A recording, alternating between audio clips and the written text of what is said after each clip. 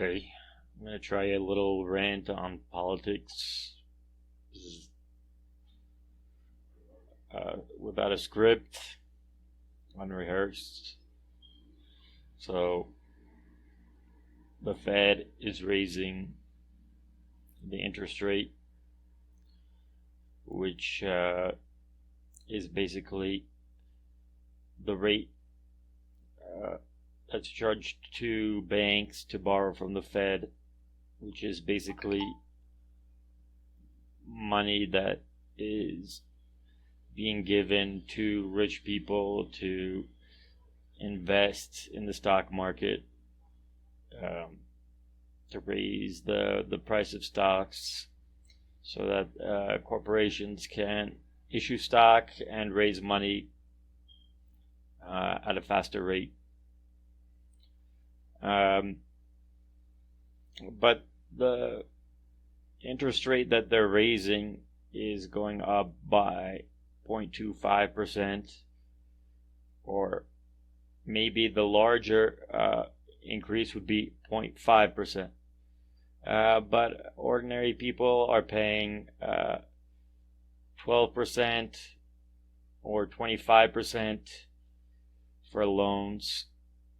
And the highest they're thinking about raising that interest rate is to about 2.5% by the end of the year. Even central banks in other countries pay a much higher rate, sometimes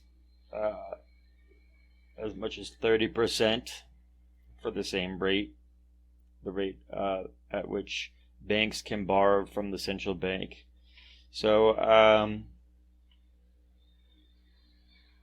the higher rate just means that corporations and rich people will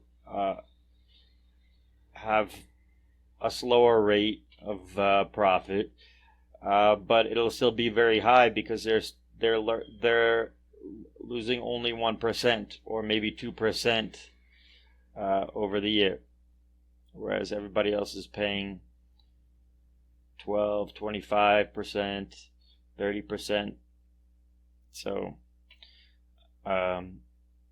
what they should do is raise it by 5% all at once and pay back a lot of the debt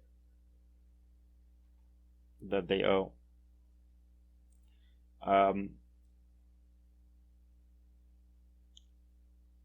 And they should tax the rich, obviously, and spend that money on keeping the economy moving through fiscal measures, things that increase demand for products produced in the country by subsidizing demand, by lowering prices and giving the money directly to the people. That could happen, but not under the current political system, because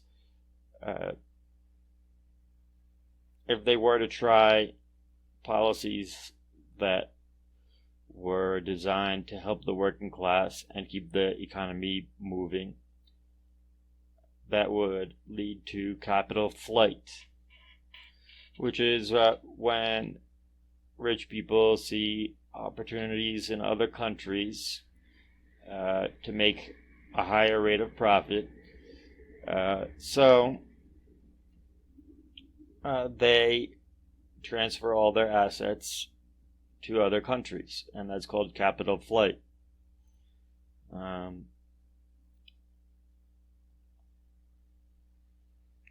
The economy in the country that's making pro-worker policies would suffer a collapse because of that process of capital flight. So only an international system that's meant to control capital flight so that democracies can decide what's best for their people and not financial institutions. In order to protect democracy from that process of capital flight, there would have to be a worldwide institution to control capital flows through international centralized planning. That's also impossible under the current political system.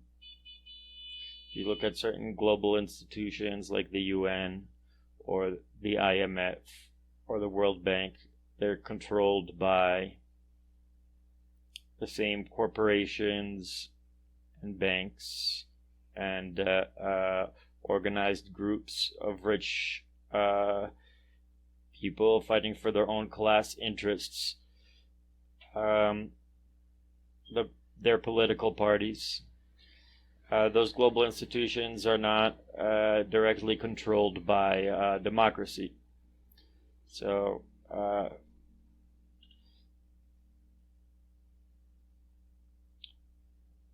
what's left politically is a world revolution, which would allow new global institutions and new organizations cross borders, new actions by the working class to assert their power and form a stable system. And the way to create such a world revolution is through a conscious organization that sets as its tasks the creation of a world revolution. So that would have to be part of the principles of the organization, the written principles, the Constitution, and the documents that the organization produces. So, considering everything that's happening, the inequalities and the instabilities that are only increasing in gravity,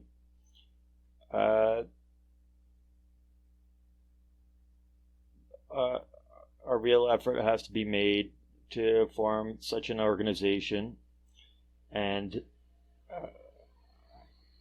there has to be a real effort to confront backwardness that's intentionally created by the media, by media controlled by rich people. There has to be confrontation with that backwardness and an increase in confidence that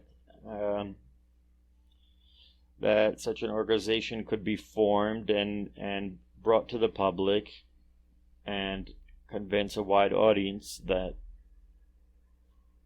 such a mission can succeed.